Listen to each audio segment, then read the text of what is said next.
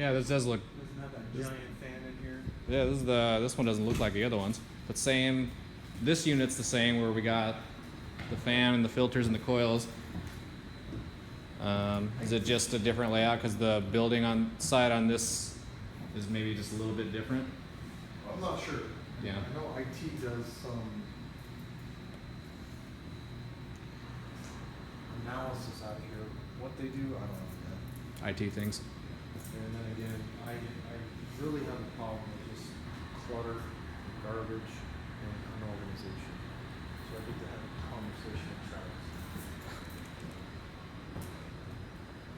But it's really quiet, you know? Yeah. You would think with the size and the mass of these things and what they're pushing through, it'd be a lot louder, but I guess it's just there, but you do have a lot of insulation. I guess the size of the insulation, there's just not really a lot of.